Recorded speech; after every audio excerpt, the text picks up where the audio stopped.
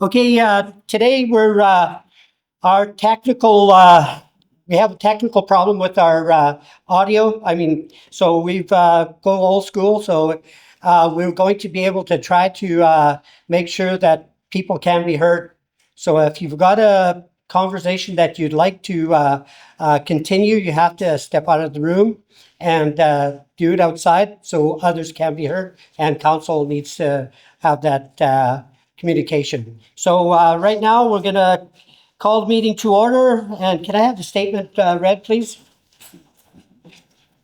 As we gather today on the traditional territory of the Treaty 8 Nations to conduct the business of the District of Chetwynd, we do so knowing that we are privileged to serve the citizens of this community, and we shall endeavor to conduct our business in their best interests. Thank you. Thank you. Adoption of the agenda. Is there any new business that councillors have? Not seeing any. Adoption of the agenda. I'll second. All those in favor? Carried. At this time, I would like to vary the agenda because we have our delegation is running late because of a plane or a airport situation. So I would like to vary the agenda. When they do show up, it would be CTI plus resources. So can somebody make that motion? Second. Any opposed? Carried. Okay. With that being said, adoption of the agenda. With that variance, thank you. Okay, minutes. Minutes of the regular council meeting held on February 3rd, 2025. Motion received. I'll second. Any errors or omissions, staff? Council? All those in favor? Carried. Okay, we will go to the second delegation. If they're okay, we have them sitting there. Okay, Liberty Construction Group, Chetwynd Firehall. Go ahead. If you got your presentation there in front of you, that's fine. If as long as everybody could hear you. Should I turn the monitor a little bit one way or the other, or we're all good right here? Can Sway a little bit. everybody see them? Okay, go ahead. Okay. Yeah. And just let me know if I'm speaking loud enough. I'll try and do my best without yelling. So basically, we're here today to present a conceptual design and a budget for the requested new fire hall for Chetwynd that could be coming up in the future. The facilities that they're in right now are they're older. There are some functionality issues, some work safe issues, and things like that. So we were approached by Chetwynd and by the fire chief to go through a process that would get us to kind of a first step, right? And what we mean here is what do you need to get this process kicked off? Well, you need to know what you need. You need to have an idea of what it could look like, and you need to know what it's going to cost for all of these things put together. So we spent a lot of time working together. Our company, which we'll do a little bit of a touch of a history on, just so everybody knows who we are.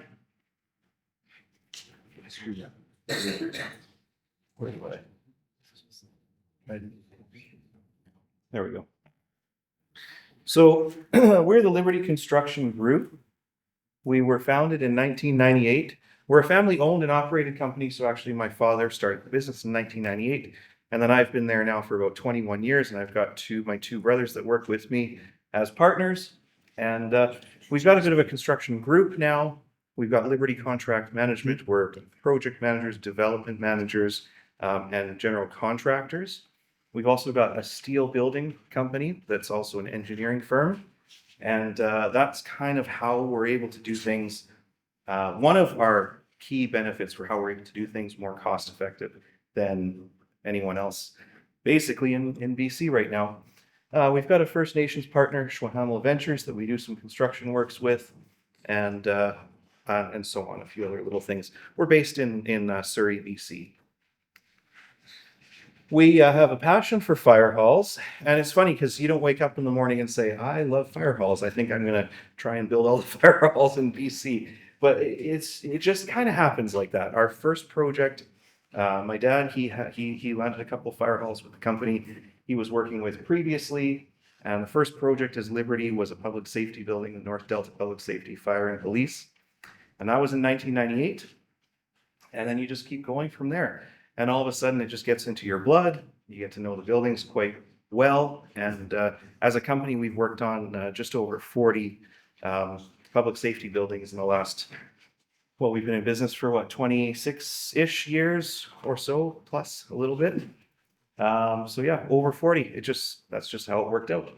We do a couple other things as well, but fire is really one of our key components.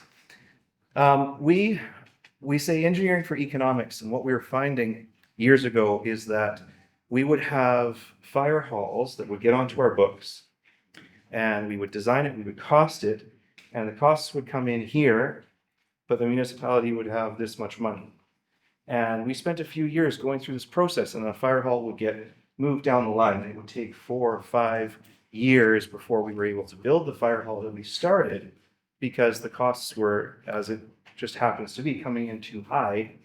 And so we thought, there's got to be something that we can do about this, because we're landing all these fire halls, but then we're not able to service the clients in a timely manner, because, and no one is. Everybody's waiting for their fire halls for 5, 6, 7, 10 years. So we went to the drawing board. We developed some new engineering, some new techniques, some new thought process, and now we're a company that gets approached regularly by municipalities to say, Liberty, how do you do a fire hall for the pricing that you do it? Like we need a fire hall, but everybody else is telling us twice as much. So how, and that's how this process came about. This was one of the projects that we had just recently done, and that's how I think, Dan, I think you partially heard of us. This was the Bowen Island Fire Hall. They went through a traditional method. They hired an architect. They did a preliminary concept. They put it out to tender. They actually asked us to put in a price for it, and we declined because we knew it was going to be more than twice what their budget was. And we thought, I'd love to, but we're going to waste our time here. So we didn't put in a price. Anyways, their budget was 3.1 million or 3 million. The tenders came back in at almost 9 million. And so that was the problem there. So the fire chief, Aaron, he phoned our office. We had a lot of discussion before, and we said, look, Aaron, I think we could probably do this for just over $3 million. This is kind of, the process that we would lay out for you. Council didn't go that route at the time, and then they found themselves in this political kind of mess they were at this $9 million figure, and 2 years later. So that's when the fire chief phoned us and said, is that 3 million? It's probably not realistic today. I know that was 2 years ago, but what can you do? And so we put this together at 3.6 million. We went through a process very similar to what Dan's got us going through, and a couple of extras. It landed at 3.8. Sorry. So everybody was very happy with that. Now that was a little bit of time ago. Things have changed a little bit since then. But just wanted to show this hall. Front entrance there.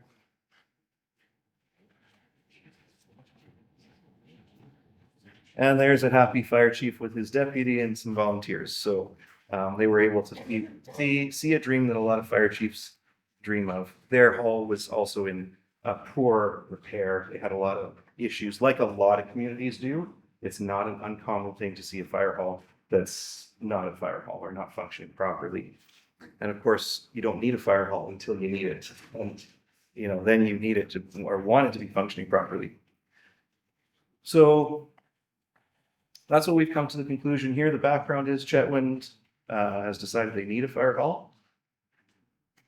The objectives, we wanted to design some 3D renderings, representation of what we could do here, develop some conceptual drawings, and then bundle this into a design build approach So should this pass, should this go to the next step, we've got a package that's ready to take it there, and a price that's ready to be firm and moved on. Let's load it. So the Chetwynd Firehall, we came up with a firehall that's roughly 12,800 square feet of construction. We've got the site here, so a bit of a site plan, just, right next door basically to the old fire hall. Some key features, there's 4 drive-through apparatus bays. So what that means is there's 4 bays. So 1, 2, 3, 4, but each bay has 2 apparatus in it. So you're capable of holding 8 decent sized apparatus. With that is a training room, a very standard feature for a fire department. I would say most fire halls, unless you're very remote, that's a pretty standard feature. A kitchen with a very small, modest lounge area. A little bit of office for the administrative side. This one has a training tower, and then a gear room again, which is very standard. Some place to hold the gear. So just a few of the key features of this hall. This is the working copy of the floor plan that we had put together. This doesn't need to be set in stone. I'm sure from today to finally getting to build this one day, this will be changed a little bit. But this is to show that this is a real fire hall right now. This could really be built. This really has all the things that Dan and Steve and so on have come up with, that this is the need, this is the layout, this is an actual building here. This is what the conceptual rendering could look like. The idea behind it, and what I was told from Steve and Dan, is, we're not looking for the Taj Mahal. We want something that hopefully looks reasonably attractive, but price is a definite factor here. And so that was told to me several times, and I understand that very, very fully. And so we feel that this is a simple enough design to still give a little bit of architectural appeal. It's not the fanciest building that could ever be built, but it's functional and it fits that floor plan that we need. A couple others, we've got, this is the rear view here. So we can see the front, we've got the 4 apparatus bay doors, and then on the rear, you've got 4 more. So 1 apparatus here and 1 here. A bit of a covered front entrance just to keep some of the lovely snow out.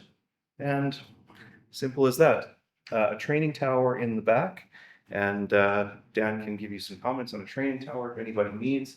But basically, it's a tower with some stairs in it. And you can practice various different things so that your staff, your volunteers, they're ready to do their job as seen fit. And I think, Dan, you even mentioned that you think that this could be potentially rented to some communities or used by other communities as well. We have the potential of working with some of our industry partners to utilize this training tower. And one of the good things about the training tower is that we get 365 days out of it. And especially in the last 2.5 weeks at -30, for our firefighters to move hose, do some rope work, practice their elevations and going into an apartment building with the stairs and then the balcony and the doorways that have the exterior aptitude to it. Gives us an opportunity that we can train in that year round. And it gives us a versatility for the rope rescue, hose handling, and then along with smoking out and doing searches in there too. So we can access it through the apparatus base, or we can access from the exterior on two access points. It also gives us the ability to do some high angle rope rescue that we can come off the top of the tower and rappel off the side. So that would benefit some of our industry partners that have that specialty within their organizations. Yeah, good. Thanks, Dan. So that's the 3D kind of conceptuals. Bit of a better view now of the backside and the hose tower. So when Dan's talking about it mimics the floors, 1, 2, and then a roof line, doing some repelling and such. And it's also kind of a galvanized waterproof interior on the inside. So it's a wet environment. You can have actual water running in there if you need, and get some proper training done. So there we go. Before I move to the next one, so the next item is the budget. Is now an appropriate time to break for any questions, or will you go through till the end and then questions? I just have staff here to remind us why we're doing this. Do you have any comments on what the process we're going through right now, CAO? Oh, sure, I can, absolutely, thank you, your worship. Well, basically, like it's been referred to, our building is old. Equipment's gotten bigger, our building obviously hasn't. Our equipment no longer fits. We know that we live in a community that's regularly threatened with fire. We know that that's getting worse and worse. We know that we serve our community all the way out into Hasbro. We serve, Moberly Lake, we serve the whole surrounding area. A new fire hall helps us protect our community and keep our community safe. The single biggest sticking point is always cost. Now, he's going to speak some more about cost and about the budget, and I know it's a huge concern for people. But the things to remember is this is the first step in a long process. We've already identified that we're not going to build anything until we get a lot of grant and donation money. And I'm talking like about $5 or $6 million ideally. We're not dumping everything on the taxpayers. We're trying to get the money that's already left our community via taxes to come back to our community and help us with this infrastructure. So it's a huge win, is any way you look at it. It'll be really affordable, or it will be built. If you look at some of the other prices, like I know I've had people in the gallery talk to me about the Beaver Lodge Fire Hall. The Beaver Lodge Fire Hall was built for $2.9 million prior to the pandemic. It's 3 bays, it's about 8,000 square feet. It wouldn't serve our community's needs. It's basically the size of what we have now. Mackenzie did a 4-bay fire hall in 21 and 22, cost $6.5 million. And that again is pre-pandemic steel and concrete costs. Concrete is just skyrocketed, steel skyrocketed for costs. Tunger Ridge is looking at a new fire hall. Their initial estimates come in at $11.5 million. So, and it's kind of more similar to this for layout and size. So at the end of the day, I think we're really doing our homework. We started with an architectural firm that was, we had lots of references for. It's built lots of fire halls. And we said the same thing that we said to Liberty, which is we have a budget. We wanted between $7 and $9 million, no more than. And they came in at $21 million. That's why Liberty's here, because Liberty is able to meet our budget needs by being really canny business people. The chief and I toured some of their facilities in the Lower Mainland and Bowen Island. The facilities that are 25 years old look like they're new. They're well built. They're solid. They're good structures. So that gives me a lot of confidence in Liberty. Another thing I hear a lot about is why a fire hall costs so much more. Like we look at some of the really nice shops that are around town that were built for a fraction of the cost. The simple answer is they're shops. I talked to the business owners that built those new shops, and they said, "Oh God, no, that's not a fire hall. Don't even think of it as being a fire hall. It's a shop. They're a totally different use." These are built to post-emergency standards. So ideally, they're the last building that's left standing in the event of a really wide sweeping emergency. This is where our emergency teams go to keep the rest of our people alive and safe. So it's built to another standard. As far as taxpayers go, if our fire halls don't meet the needs of our community, our home insurance costs go up exponentially. If our fire halls are deemed as not meeting our community's needs enough, you can't insure your house because you don't have fire coverage. You have to have a fire hall that functions, or it ends up costing more in the long run. People have asked me about renovating the old building. The old building's 50 years old. We know that it has asbestos in it. We know it has lead paint in it. the cost of renovating a building that age and making it large enough to work for us is again cost prohibitive. Yeah, basically, oh, the other thing is community input. Like when we go for grants, we have to have a plan ready or we can't apply for a grant. That's why we're spending the money ahead of time. It's like the chicken and the egg. This is the first thing that has to happen. We have to have a shovel-ready plan in place or we're not eligible for any grant funding whatsoever. So we're willing to spend, $20,000 or whatever it's gonna end up costing us to get an idea that we can put in front of the federal government so that we can maybe get $5 million or $6 million back. Mackenzie did the same process and they got $6.5 million in grants. I think what I'm looking for is achievable. I think all in all, this is an awesome deal. I know it doesn't sound like it. I know there's a huge sticker shock, but I compare it to the first experienced architect's price of $21 million. And I'm thinking that Liberty's price is way more attractive. But if we ever get to a point where we want to build it, we don't have the grant funding, it goes back to the community because we'd have to go for basically a loan. And that would be a referendum. So the community would have to say, yeah, we support you in this or no, we don't. But either way, the community is involved in the process, every step of the way, the whole process. And there's been no decision at all made to build one yet. We're just trying to get into the place where we can. If it's decided that it's not needed enough, and if we can get the grant funding for it. And that's pretty much it for me, I think. So we are not building a fire hall today. This is not what we're doing. We're going through the process.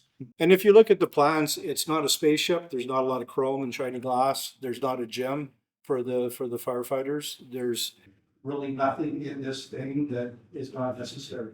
We have places to work on Scott packs. We have places to clean dirty clothes. We have places to train firefighters. We have places to park apparatus. This is all necessary stuff. Okay, Ken, open for questions. Council? Yep, go ahead, Councillor. He's not working it. Just give him a shout. With the, do we have to go to abide by the new 2025 zero carbon on the new building codes that are coming out? So this is designed to all applicable codes that came into play just the last time in 2024. So, and Steve brought up a couple things that I did forget to mention. We have a scenario where this is a post-disaster building. It is a non-combustible building. And so, and I forgot to mention that actually, because when you said that this building is supposed to stand even when all the rest of them aren't, we've got, means for emergency operations center in here as well. So this would be the hub for the community in a lot of senses. If there are, you have opportunity to do, medical things here, different setups in the training room that can convert into more office space, more on-call staff and stuff like that. So whatever hall gets designed will be applied to whatever codes are applicable at the time. Right now, we've gone with the code that's right now, and I'm not the guy who does that, so I'm not able to speak on it. We have an architect who is a code consultant who wrote the spec on this, but I can tell you certain things that we discussed are like our values for roof and walls. We wanted something that would be energy efficient for operations. You can sometimes do a code minimum, but then if you do that, your operational cost increases over time. There's also certain standards for air leakage. The Bowen Island Firehall, for example, was step code 3. This one's not to step code, but it will have similar air tightness, etc. to that standard. So.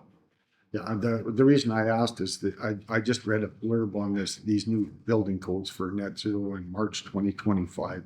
I'm just wondering if that would impact the price at all. I do have a couple other questions at all. As Steve said, I drive by Beaver Lodge quite often, And they built it for 2.9 million. The regional district put in half. They built Firehall for $3 million. It's smaller, granted. It may not be quite the size I need, or we need, but it just keeps ringing the bell that what are they doing that we aren't doing? And I'm not in a disagreement that we need a new firewall. It's just the sticker price, as Steve said, and yourself, they are pretty expensive. I'm just wondering what's driving our price up? Is it the building codes in BC, or is it? Yeah, so there's a few things. I'm a little bit familiar with that fire hall, not like soup to nuts, like all the way through. But there's certain things I do know. So when it was built, and like I said, so the Bowen Island Fire Hall total was, and that was 11 or 10,000 square feet. So bigger than Beaver Lodge, but bigger than that one. We built that one at the time for 3.8 million. I wish I could do that again. The problem is certain things have changed. So Steve alluded to it, concrete has gone up. So I'll just give a Lower Mainland reference, for example. In 2020, we were paying roughly around $125 to $150 a meter for concrete in the Lower Mainland.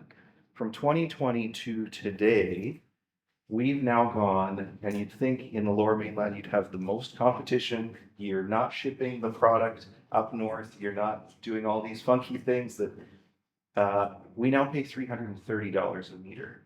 And that's just in the last 5 years. So certain things are out of my control. I don't have a magic fix on concrete, and that has gone up 300%. And so that's why, Beaver Lodge, I'm not completely familiar with. I do know it's smaller. We're talking about needs that we've assessed that have come up when it's not set in stone, right? There's more input that needs to be made. This one's 12,700 square feet. That one's, I think, 35% smaller, 40% smaller. We do have a fire hall that we're doing right now that's half this size, and it's roughly half the dollar amount as well. So if we're talking about a $3-point-something million fire hall, we actually are doing one right now, but it is half the size. It's post-disaster, non-combustible, all those things. So it just also depends on needs. So if we've got a much smaller fire hall, we'll show you the price. You've seen the pricing. We'll show everybody else who hasn't seen it where we're at right now. And there's room for a couple little tweaks in this. Of course, we can bring it down dramatically if we chop the building in half or make it smaller.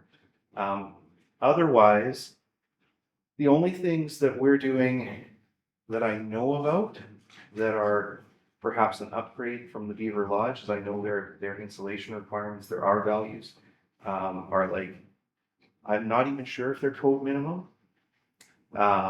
They're, what's it called? The air tightness coefficients. I'm not even sure if they're code minimum there. And we have, I hate to admit it, but we just built a hall that wasn't code minimum. The municipality asked us to. They said that they'd sign off on it. They said, and you do what the client needs. This one, at least for now, is not a code minimum hall. We're up from that for longevity purposes. We wanted this to be not just as cost effective as we could get, like there's a balance, right? Cost effective today, but also cost effective for the next 55, 65 years type of thing. And that's where we tried to weigh those scales. And I get from a business standpoint, this other municipality said to us, we don't care about tomorrow. We don't care if it costs us double in heating, double in cooling. It doesn't matter to us because this is what we have today. And we need this hall. We need a building. We got to park a truck somewhere. So put up, and so that's what we did. And they were okay with that and they signed off on that. So those are the scales we tried to balance on this one. What's going to take you into the future versus, what's a pretty good deal for a fire hall. So What would the lifespan be on a hole like this? Oh, this is over a 50-year building, for sure, for sure. And an over a 50-year building with, I would also go so far as to say, not maintenance, sure, anything needs to be maintained, but with a lower maintenance caliber than a lot of buildings. Like, you probably won't have to replace this roof for the whole 50 years. With just a little bit of regular maintenance versus other roofing, even a 2-ply torch on within 30 years, you're probably gonna have to do something, so. Thank you. Yeah, no problem. Council? Kayla?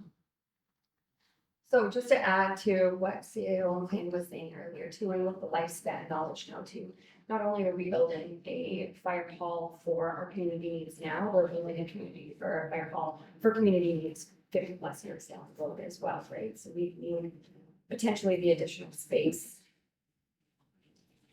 Because I had been questioning a couple of the office spaces as well, because I'm seeing that as a potential future need. I have a couple questions for you. I hope you don't mind. Yeah, that's why we're here. Go ahead. Okay. What is your guys' experience in building in a northern BC climate? I was looking on your website. I don't see anything past Williams Lake. Yeah, for sure. We've built all over. So my dad, actually, I was born and raised in Edmonton. Before our family moved out to the west coast to the Langley area. And so my dad built up north, all of northern Alberta. He's got a school, a fire hall, a police station, like in any community you can think of under his belt. And so we were raised with that knowledge as a company. So that's going back to 1998 when it started. And so we have built we've got, it's a project right now in Bella Bella. I guess that's not as far north. We just did a fire hall in Haida, which doesn't generally get as cold as it does here, but it's quite far north as well. And with the island, it's logistically very difficult to get to. We've built in Prince George. We've built in Grand Prairie. We've built in Williams Lake, of course, but that's south from here by quite a ways. Still gets cold there. Let me think. We built in Fort Nelson. If I can think for longer, I'll come up with more. But That's okay. I just want to make sure that you guys are aware of, our climate changes, our Yes. temperatures, our snow low, and understanding too that certain things like heat pumps may not work in our area as well, because at a certain temperature they stop working. yeah, So of as course. long as that type of knowledge goes into the planning development. Yeah. That's fine. Yeah, the heat pump at my house is supposed to be good till -7, but it's done at like -2 maybe. So those things you have to take into consideration. We also built it like the mountain resorts, like Apex, for example. We're onto our like 4th building up there. And so when you're talking about snow loads, they've got the snow load, but they've also got rain loads, and they've got the wet snow load with also seismic zones that are different than here. Actually, we've got it a little bit easier building in Chetwynd when we're talking about seismic. So yeah, for sure, we're okay with that. Thank you. Dan, you had something? Yeah, I'm gonna have just a moment. One of the other things that I want to elaborate on the design of this building is when you look at the design, it has the apparatus side and then you have the administration side. So what the industry look is a clean side and a dirty side. So when the fire guys are coming back, that they're able to take their contaminated gear off, they're able to go into those decon stations, and then they have their personal, we'll have showers for them, where they're able to get clean and get into their normal street clothes, and they're able to go home. One of the biggest factors that we're dealing with is firefighter safety and cancer mitigation. With so many presumptuous cancers that are being identified with WorkSafe, this is the way we designed this hall, is that we've got a dirty side and none of the dirty side comes into the clean side. And that was one of the key components of when we tried to design this, to emphasize that was our primary concern, to make sure that we have safety of our firefighters, first and foremost. That was one of the things, and Scott already touched on the potential that EOC being located there. So again, when we're getting into a interface mitigation with wildfire, then we're going to be inviting people to our community. That will be the focal point for that, the epicenter of that, control of that incident. So, Just one question for you while you're sitting there. What is our square feet that we have in our building, existing building? sorry, What's the footage? the footage? Yeah, in our existing building. Do we have that idea? Any idea? What are we expanding to? Because we got 12,783. What are we gaining? No, I don't know. I wouldn't even want to guess, maybe 7,000 square feet. Is that? Yeah. Right. So we You got gotta about remember five. that The existing administration office, it comes off of the apparatus bay. And the exhaust system that's in there already is inadequate. So we've got a lot of variables that are playing within it. And that's all been identified in our Firehall study that was done a couple of years ago. But like, the reason that I've made a priority is having that fourth bay is that we have to look at what we need for the future, like the councillor had alluded to, is that we need to have a sprinkler protection trailer that needs to be housed inside, because it's a $300,000 investment. We need to have additional apparatus that fit the need for the community. Our 65-foot ladder is going to have to be cycled here the next few years. And so again, we have a 65-foot ladder that's not going to reach the majority of our four-story buildings that are on the hillside. So we built apparatuses to fit in the existing facility to meet the best of our needs. As we move forward with the possibility of this new hall, we're looking at how we are going to be able to expand that potential to enhance our protection of our area. Okay, thank you. I could ask a few more about the doorways too, right? Because that's been brought up, and I've witnessed a truck trying to go in and have to stop and back out and just shovel that much snow, just because of the truck is being built a little bit higher today. So as the progression of the hall grew one way or the other, we have, if the truck doesn't have water in the ladder, truck has 300 gallons of water. If it doesn't have water in it, it lifts up because it's lighter, and we'll be scratching the door if we have to go in and out. Along with that is that the new tender that we're going to be getting here in March to complement our apparatus fleet had to be designed to fit in the existing hole. So that means that when we get that apparatus, we're going to have to reconfigure all of the apparatuses into different locations so that we could fit that truck in the home.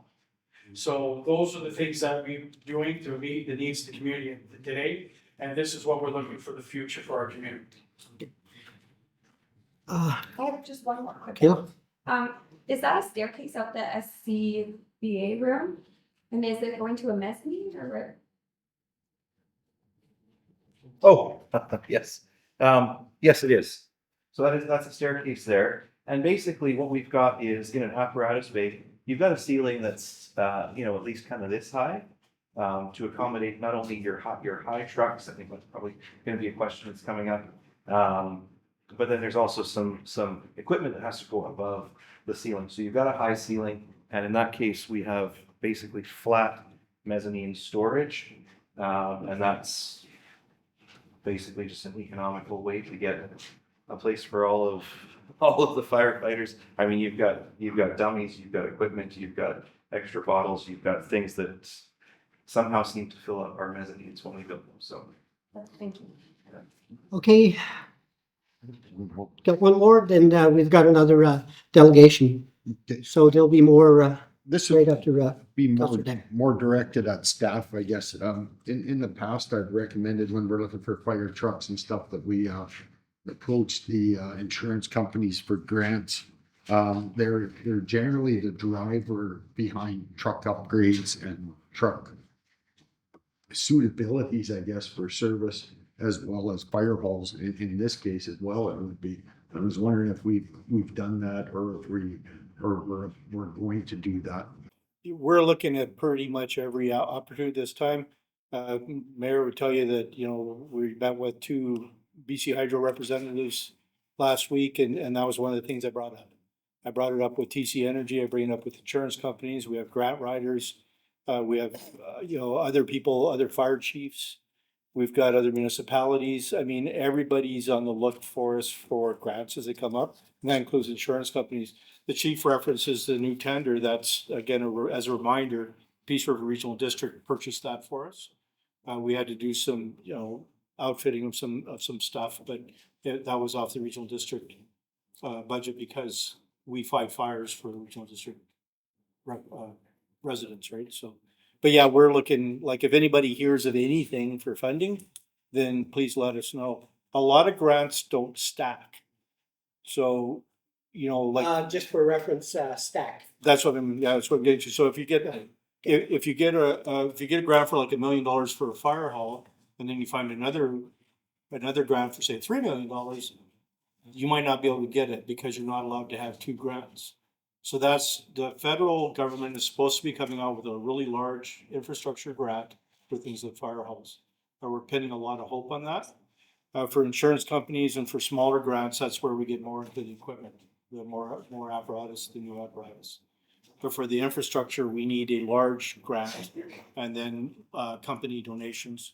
So we've talked to Canoe McCall, we've talked to SNRI, we've talked to TC Energy, Enbridge, BC Hydro, and everybody's not only taking it back to their boardrooms to talk to them about it, but they're also looking for other sources of revenue for us for it.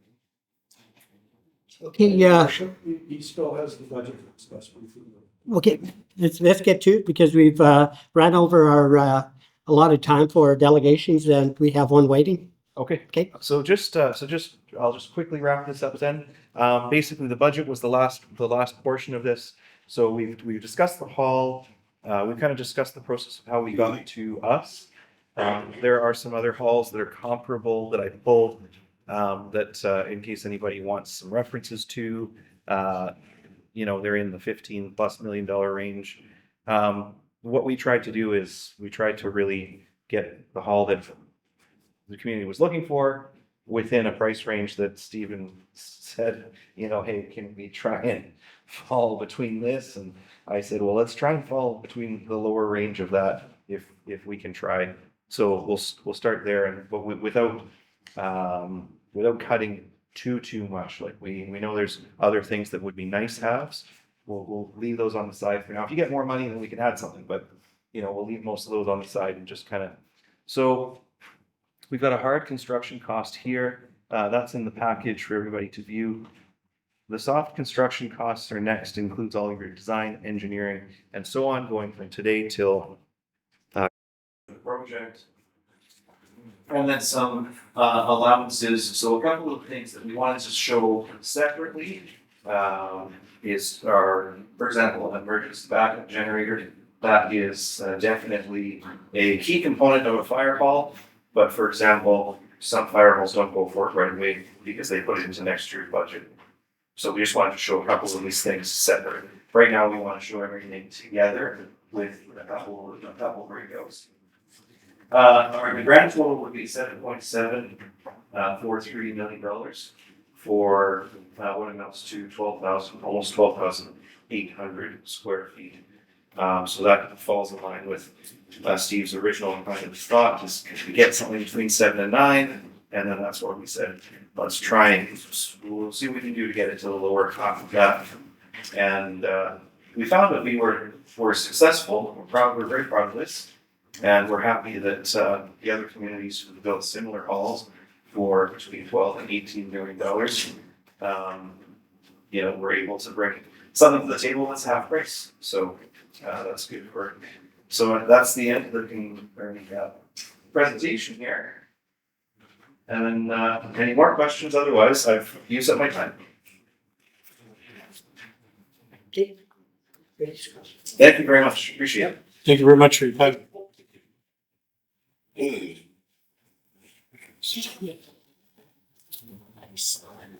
I see our other delegation is here. CTI plus resources. Rocky Creek metallurgic coal project update. Judy, right now our system audio is down, so you're just gonna have to project your voice. Thank you. Right, about coming to Chetwynd, always pleasant surprise.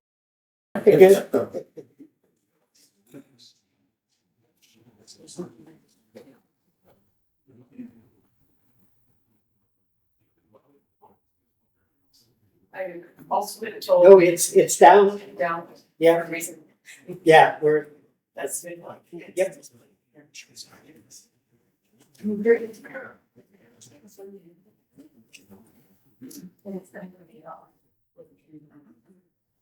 it's not working. Don't even try. Yeah, yeah. There we go. So I first want to thank everybody, just to Chetwynd and Mayor Allen for the invitation to be here today to present on the Rocky Creek metallurgical coal project. I want to apologize, I figured out a bit late to blame it on every time. Yeah, but we made it. So thank you for scheduling for us to be here and to still present. It's always a privilege to present and be here in Chetwynd. And also I'd like to acknowledge that presenting today on the traditional territory of the Treaty Lake First Nations. I'm Judy. I'm going to be presenting on this today. A little bit about me. I was born in Peace Country, and then as a lot of us Northerners, my father was transferred to Calgary, so I was raised in Calgary, and then I went to university and got a geology degree. And with my geology degree, I returned up to the north here to work as a petroleum geologist for years. 2010, I switched over to coal projects here in northeast part of the province, and then also in northern BC.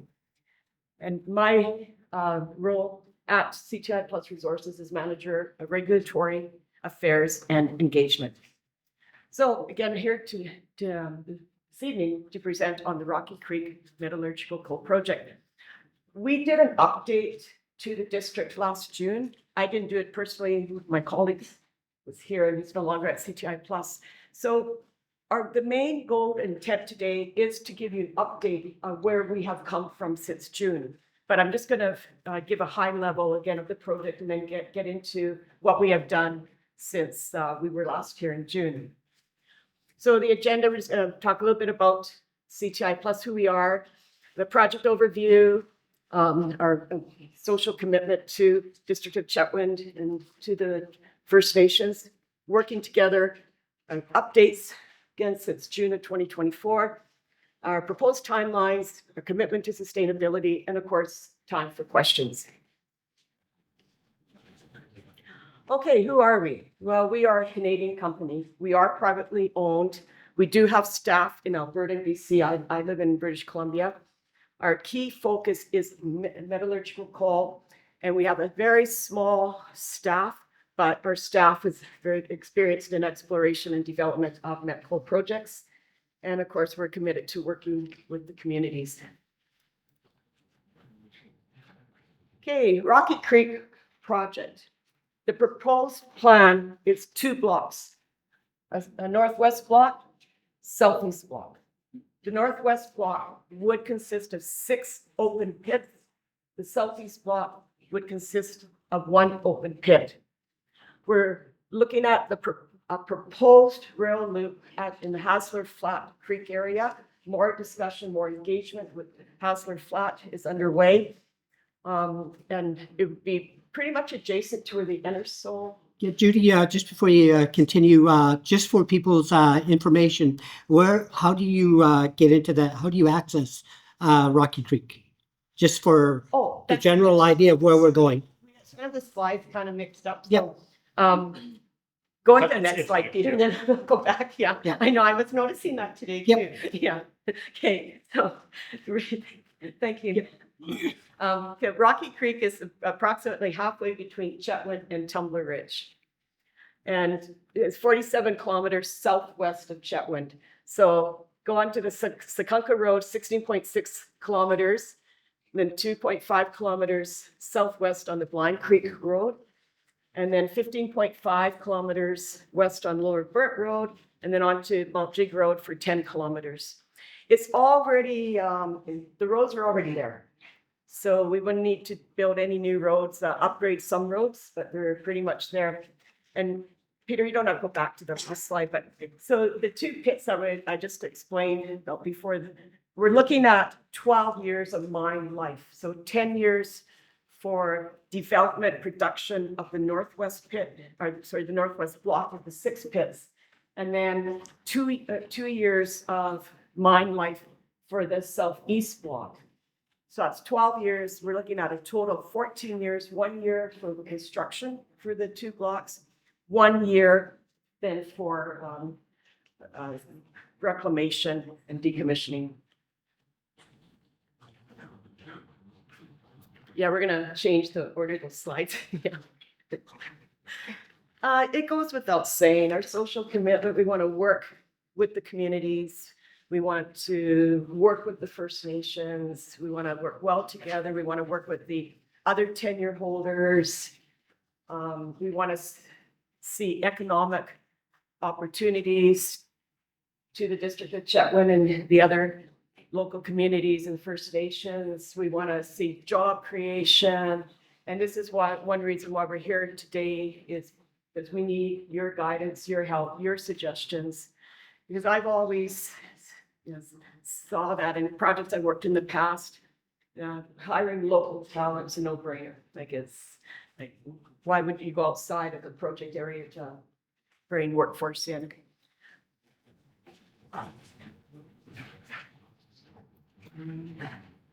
So we've been working with the Treaty 8 First Nations. This project triggers actually the federal environmental assessments. We've also been working with the Métis Nation BC and also Kelly Lake Métis Settlement Society as well. And then as well as, I know you're all very familiar with the list of First Nations there, so I'm not going to go in detail. You're familiar with the local community, so go into that, and of course the other stakeholders in the area.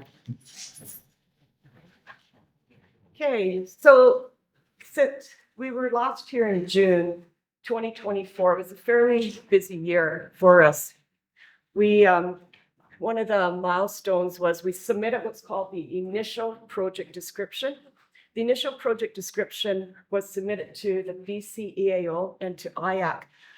And it's a huge document, about 300 pages. The First Nations all received a copy.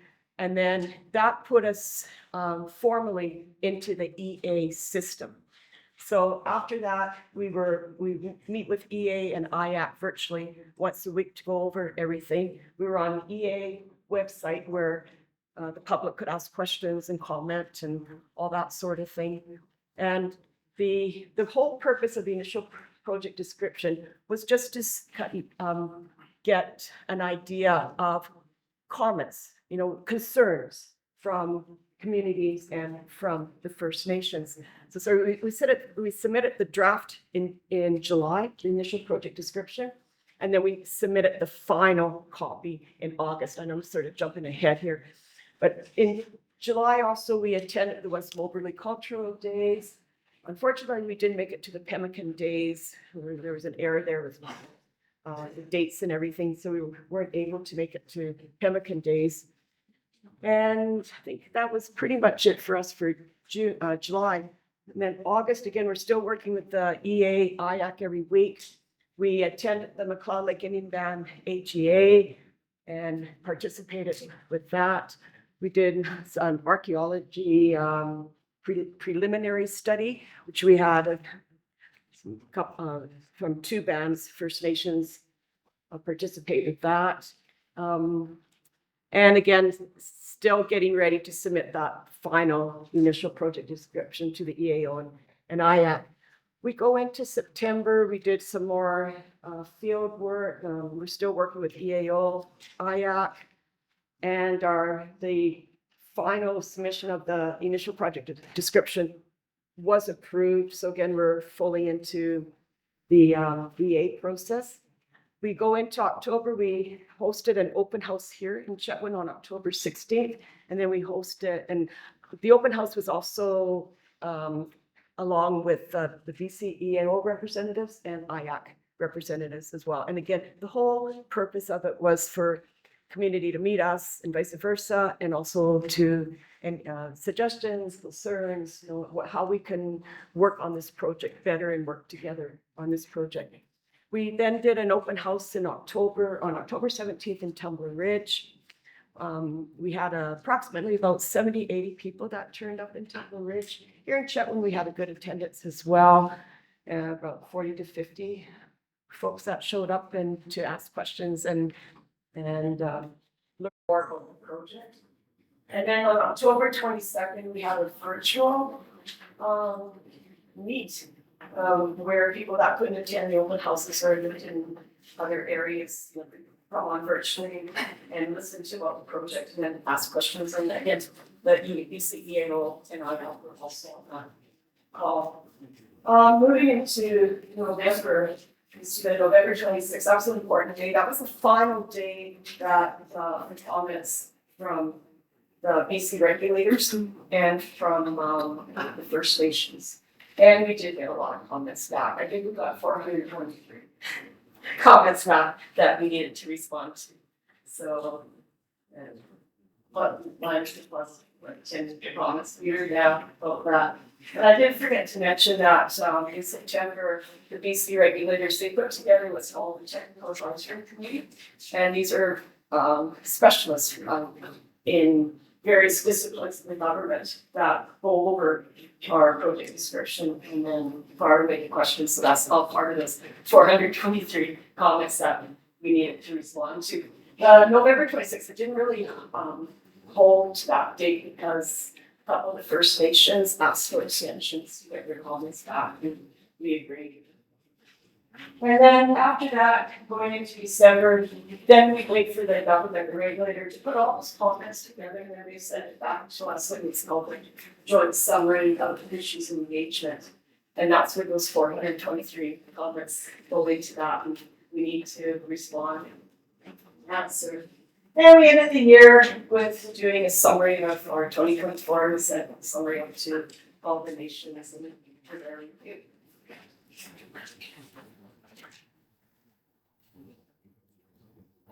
So proposed timelines. So here it is mid-February 2025. So we're working on what's called the detailed project description. So we take the comments from the initial project description, and then if we need to change any infrastructure, line design based on the comments. So we're working on that. And then that's the final document that the BC government and then the federal government and the environmental assessment office have to work with to say, okay, you can proceed, but you need to do this different or that. So we're working on that detailed project description to submit, and we're hoping to submit it towards the end of Q2 of this year. It could be delayed somewhat. We're not sure yet, but if that's our goal anyways, submit it around June 2025. And then after that, and when we submit that, we also submit it to the First Nations as well for their review. So we'll send the copy probably about a month to them for a draft review before we formally submit to the EAO and IAC. And so hopefully, see with those comments, and then that's when the EAO takes it to their minister and that to see the readiness decision, if we can proceed to the EA certificate, or the environmental assessment. And then if, under the red light, green light, or yellow light, what we need to do different. So this will be a big year to see what the next steps are. So if all goes well, we're hoping that in Q3 of 2026, we receive the EA certification. And once a company receives the environmental assessment certification, then a company can then go for the MISAC permit. And the MISAC permit allows them to start development of the mine, but it's a long process. And so we're hoping that we receive the EA certification 2026, and then 2027 we move on to submit the application for the MISAC permit. And we begin construction in 2023, hopefully starting to develop or produce coal and send it to Ridley or the Trigon terminals in Prince Rupert for shipment over to Asia. So that's kind of the whole overview of the timelines of the plan. And if anything out of this slide is what we want to do is, what we're trying to do is have a low footprint and do not much surface disturbance. So we are talking and meeting with Conuma Coal and other tenure holders and discussion with Conuma is how can we share? And of course, Conuma is a lot further ahead than we are. So they be willing to possibly share, some of with the roads and the infrastructure. We've had some good conversations with them. So if it's Conuma or other tenure holders, is how we can share and work together, and so that you do not need to increase any the footprint disturbance. So I think that if anything, that's what to get with this slide. And of course, as I mentioned in the beginning, is working with the District of Chetwynd and bringing social and economic opportunities to the communities here and to the local First Nations. Hey, I'm going to stop there and answer questions. Council? Councilor McDonald? Do you have, or will you be sharing publicly your community engagements and your stakeholder engagements, summaries and reports? Absolutely. Yeah. It all is public actually too, through the EAO. It's all, I don't know if it's the website that EAO has. Hey, it's, I don't remember all the BC acronyms, environmental, something, but if you Google EPIC BC government, so every project, all the information is through that. I can send Lenore the information, like how to find it now. So everything is public. Yeah. What would you say were some of the main concerns from our area? That's a really good question. I meant to talk about it. The main coal dust, transportation, and with the First Nation, its impact to their treaty rights, like taking land away from them where they're hunting and fishing and berry picking. But it's number one is coal dust, and that's what we hear all the time from the First Nations and from local residents. And we are working on that. We have engineering consultants working on that, how we can do better. There's always new technology coming up, and so we don't have the final plan on that yet, but we'll be sharing that as we do receive it.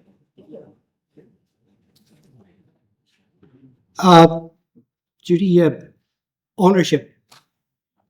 What's the ownership like? Or CTI, yeah. It's a private ownership. Canadian? It's Canadian, yeah. Okay. But it's private. But however, I have heard that looking at going public, but nothing has been, finalized yet. Yeah. Okay, permitting, you talked about that. I know the province and the federal government looking at going ahead with a little quicker permitting process. Have you heard anything about that? Yes. So I asked the question because on our weekly meetings to BCEAO and IAC, and it will not change anything, will not impact the Rocky Creek project. Okay. The reason it won't impact or change anything is because we're not a critical mineral, and we're not on the list of the 18 projects that the provinces will be attempting to move ahead. Yeah, so no, it's not going to affect us any or impact us. Okay. And just for information, metallurgic coal is steel coal, and Yes. right? It's not Yeah. thermal where we. No, totally Okay. not. No. Okay. Yeah. Yeah, you're right. Well, I don't know if you're fortunate or not fortunate, but it's a really high grade coal in this part of the province. And there's only 2 other places in the province that have this high grade of coal, and that's in the central northern BC, and then of course down in the Elk Valley. Yeah. It's beautiful coal. As a joke, every Christmas I always get a coal in my stocking, like candy coal. Yeah. 12 to 14 years, that's a short period of time. Mhm. Are you looking at exploring, or is there anything else there, like right today, that you might be looking at? I know your background is geology, so. Yes, Mayor, there is. Geology is interesting because you never know until you actually get in there, and start extracting and start learning more about the seams and the geology. But we anticipate that, could be more like we're just looking at more for the economics of it all, in that for with our financing and all that. So to like kind of keep it smaller scale, but we also have 10-year quotes that we haven't tried even attempted to permit or anything like that yet. So it's kind of starting off a bit smaller. Yeah. I believe that's all the questions I have. Council? Okay. Thank you, Judy, Thank you. for presenting. We'll see you again when end of this year. Oh, yeah. Okay. Yeah. Are you having any other open houses this year, or? Probably won't be open houses, but what I would like to do, if it's all right, district is to in quarterly, keep you updated on how we're doing that, especially in summer. It's like going spring into summer is gonna be busy and all that. So if that's okay, we'd like to explore. Yeah. So you are presenting at the Chamber of Commerce? Yes, yeah, Naomi Larson is, Yep. huge help, put that together this week. Yeah. Okay, once again, thank you. Thank you. Thank you. Yeah. Oh, my God.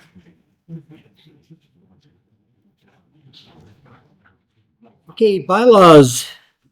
District of Chetwynd Animal Responsibility Amendment Bylaw Number 1183, 2025 requires adoption.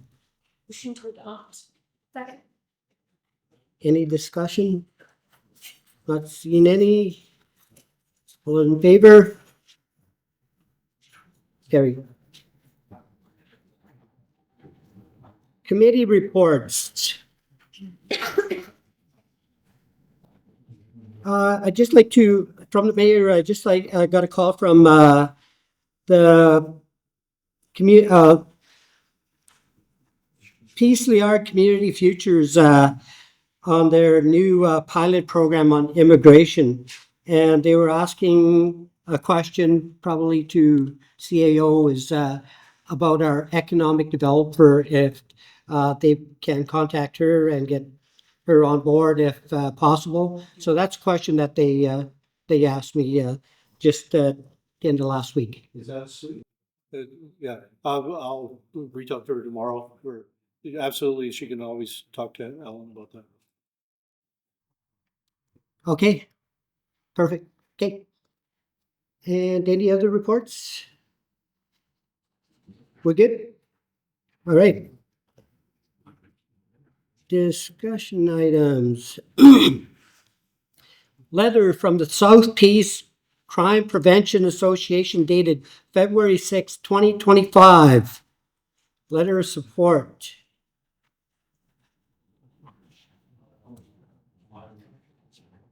I just want to confirm I don't have to excuse myself. This is part of my appointments with council, correct? Mhm. So I can vote. That's correct. Yeah, Perfect. Okay. I'll make a motion that council provide a letter of support to the South Peace District Crime Prevention Association for its grant allocations to lease a vehicle that will be used by the association for the speed watching distracted driving program to transport materials, staff, or volunteers, increase outreach efforts in attend training symposiums, and to support the wages of a full-time coordinator for the Crime Prevention Association. This position is crucial in ensuring that they can continue to implement and expand their crime prevention programs, as well as provide vital support for the residents and families affected by crime. I will second. Discussion? Okay, all those in favor? Carry. Correspondence. email from the North Central Local Government Association, NCLGA, dated January 28th, 2025. NCLGA members update. Motion to receive C1. Second. Any discussion? All those in favor? Carried. Anything to be pulled from information items, I-1 through I-10? Motion to receive I-1 to I-10. Second. All those in favor? Carried. Reports for action, North Central Local Government Association Annual General Meeting and Convention Registration. I'll make the motion that all members of council be authorized to be registered for the NCLGA and AGM and convention to be held in Prince Rupert, May 12 to 15. Second. Any discussion on it? All those in favor? Carried. Reports for information. January accounts payable checklist. I'll make the motion that the check register for the month of January 2025 totaling $1,246,448.30 be received. Second. Discussion. Councillor Bork. January 21st to IGA. Just wondering what that was for. That would be for a variety of things in all different parts of the operation, as well as Christmas gift vouchers are given out to staff with the council. Christmas gift vouchers for staff. Can you explain a little more of that?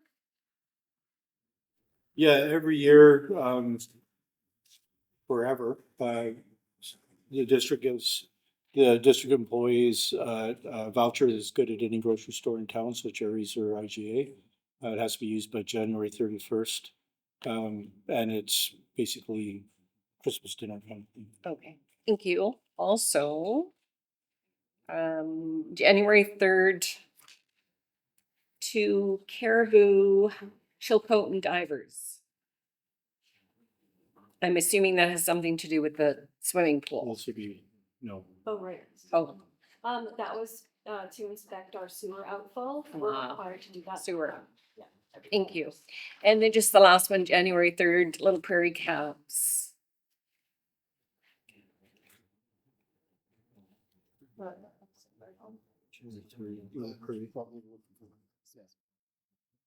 Council Work, I believe that is the safe ride home from the Christmas event that was held. Okay, thank you. So just on that note, are we still offering? It was a program with the taxi service to provide, The taxi saver program? yes, No, it is not currently still being offered. because there was no interest at the end or something, towards the end of it. There was no cab company. There was no cab company. Thank you.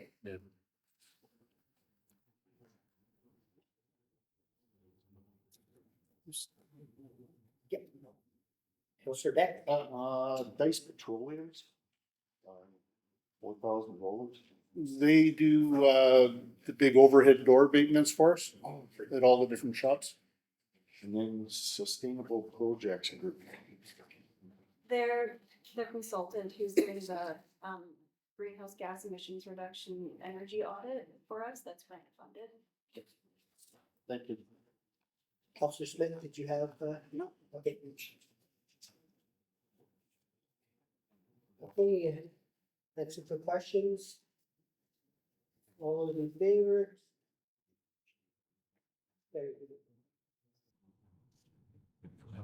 No new business. At this time, we'll give the public the opportunity to discuss anything that has been on our agenda today. Okay, not hearing any. Oh, we have one. Okay, I'd like to know because they've been. Name? Island. Name? Because, oh, sorry. Yeah. Steve, and I think it was the fire chief. Did you- Wanda? Yeah. Yeah. Wanda, Yeah. Wanda, Right. Trombley, yeah. I was just wondering, did you go to Beaver Lodge and look at their Firehall? I've gone to it, but not had a formal tour, and I've looked it up online as well. So I know the floor plan and I know, Does he have an idea there? no, but I've seen pictures of the inside. I just think that this is just absolutely crazy for our side of town. Dawson Creek, if you looked at Dawson Creek's fire hall, do you know how old it is? No, I don't know. It's probably older than ours. And, they just added on to fit their new fire truck. Why can't we do something like that? As mentioned earlier, all of our exterior walls are full of asbestos insulation. The cost of renovating and adding onto it is something that we looked at originally, but it's cost prohibitive. It costs more in the long run than what you're going to get. And it still doesn't solve the problem of the existing bays being too low and too small. So you'd have to raise the ceiling, you'd have to widen the walls, you'd have to basically build a new building. Right now, they're all full, so we've got, depends on what you class as fire trucks. We've got also the big fire. Well, fire truck is nice, but we're not here with that much. Okay. So we've got apparatus that's stored like at public works yards and that kind of thing as well, right? Well, Steve, if Dawson Creek can build onto theirs, and I'm sure there's asbestos in theirs also because it's older than Christ. I'm sure that we could probably do something that could be a lot cheaper than that. Well, we had consultants look at it. We had the original Firehall report and we had experts in the field look at it and they disagreed. It's a world that, I'm not familiar with. I have to listen to the experts. So we had a professional firefighting company come in, assess our fire hall, and that was one of the things we asked them. Would it make more sense to make our building meet our needs now? And they said, absolutely not. Fort St. John, if we're gonna use local towns as an example, like they had an older fire hall too, and they had the same kind of assessment done. They built a brand new fire hall. Got a much bigger. Yeah. But we're look at the territory that we're looking after. We're looking at after a huge amount of territory. The need is getting more and more drastic. Every year we're directly threatened with wildfires, I mean, sorry. Well, I don't understand, if you're worried about the doors of the Beaver Lodge one, why couldn't they make the doors bigger? They kept saying the doors were too small for our fire trucks and stuff, the way the Beaver Lodges was made. Well, but you're talking about our doors here. Our doors are getting out. Yeah, but I mean, they even had said that Beaver Lodges was smaller also. 3 bays, yeah. Yeah, so why couldn't it be a little bigger? Like you did talk to the lady I told you about. Yeah, absolutely. And the thing to remember is again, pre-pandemic versus post-pandemic. That Ken was kind enough to point out like the cost of the concrete that's gone up in the last 300% in the last 5 years. That's also steel, that's also glass, that's also construction costs, it's also fuel. Everything costs more.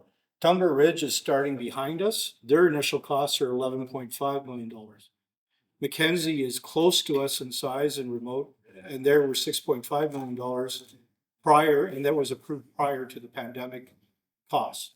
And that they had to really struggle to maintain that budget through the pandemic because the contractor wanted more because all their costs skyrocketed because of all these additional costs. It's an enormously expensive building. It's also a building that'll meet our needs for 50 years. And it, Well, this one that we have is over 50 years. it so- exactly, yeah. So So we want to get the same lifespan. it's gonna go to the public though before this all starts. If, Right. well, if we got grants for all of it, would we need to go to the public? Okay, well, if the grants go through. If the grants don't go through, I'm not recommending we proceed with it. As I said earlier, it's grant funding dependent. We're not at any stretch of the way planning on spending $7.7 million of taxpayers' money for this building. But if we can find a federal grant for the money that's already left our community that we've paid to come back and directly help our community, I think that's money well spent. Well, I find Chetwynd is sliding down and not going up them. So if you take a good drive through Chetwynd, it's very scary. And now with all the jobs that have been done, the coal hall and everything else.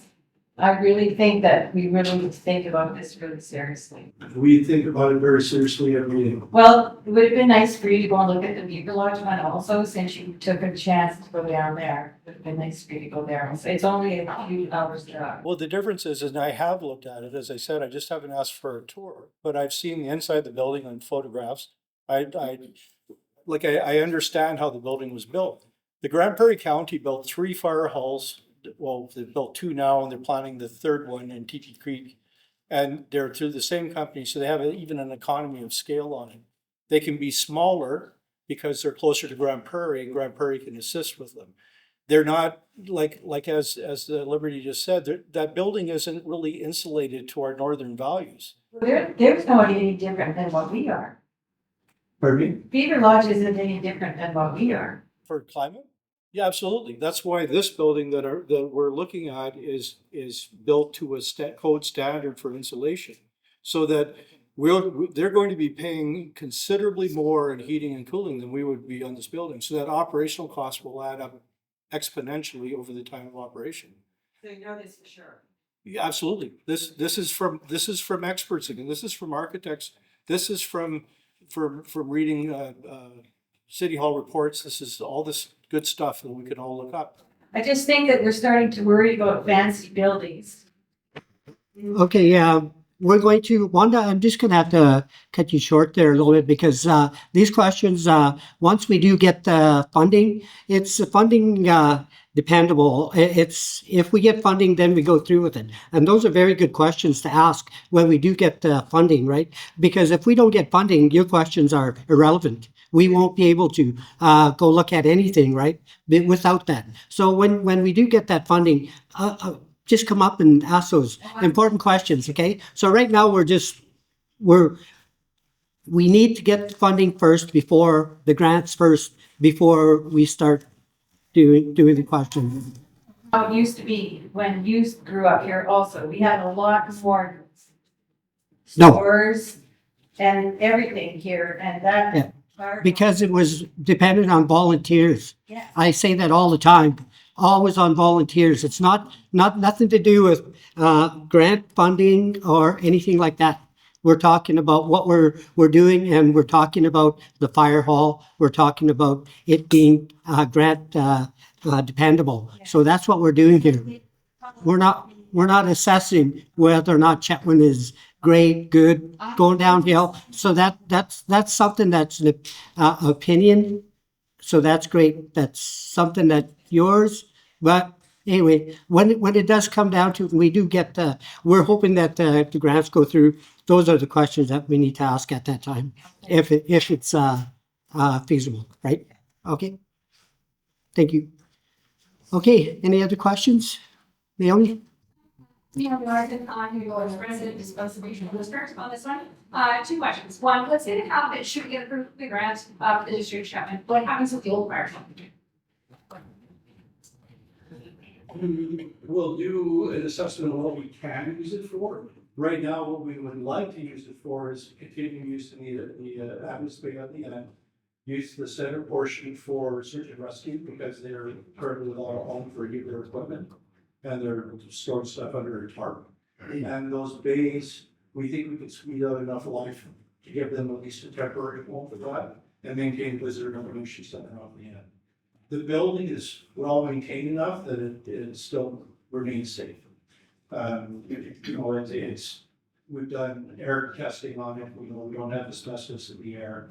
We know that it's safe for people to be in. It's just not big enough. And it's approaching the end of its projected lifespan. Fire departments are heavy use, big equipment, really heavy. They're hard on stuff. My second question is, with the construction, possible construction of a larger fire hall, is there an opportunity for fire protection boundaries to expand? Does that go along with it? I would love to have fire protection. Well, we don't have it formally planned yet, but it's always something that if we have enough people interested in it, that going to come and as a delegation and provide a rationale and what they're looking at, Mayor and Council would always look at it. And the Peace River Regional District has a lot to say about that. Okay. Just a comment to Naomi's first question. So in the budget, there was an amount for demolition of the existing fire hall. So if it was to be repurposed, I guess then price would go down. Yeah, we're still wrestling back and forth, figuratively speaking, on how we're going to pursue, or how we're going to pursue all of those. What we're leaning towards is maintain the old hall for as long as we can, because it's serving a really important need right now with the ambulance. And if we had a building there, it would give space for the bylaw truck, which is outside now, and such rescue. So, one of the reasons that's come up for new fire hall is because there's lead and asbestos in the building. So maybe we should not talk about lead and asbestos in the building anymore if it's a threat, if it's going to be repurposed. Well, it's a threat if disturbed. See, it's a relatively inert thing. That's why we went through a series of air tests on how much asbestos is actually in the air, and it falls well below the minimum state level, like it's well below. But it means you can't drill holes in the exterior block walls. It means you can't do renovations. You can't take the walls out, you can't add the walls. You have to kind of leave it as is. Leave it as is or demolish the Or whole. demolish it. Gotcha. Yeah. Thank you. So if you park the search and rescue pickup truck in the snow, will let them fly. If further along, you still was it in. Right. But if they wanted to, spike a bunch of shelves in the walls, that would be fine. Right. So it'd be very limited what we could use it for, but we could potentially still use it, but we're still on the way. Right. Okay, good enough. Okay. Adjournment. Motion to adjourn. Second.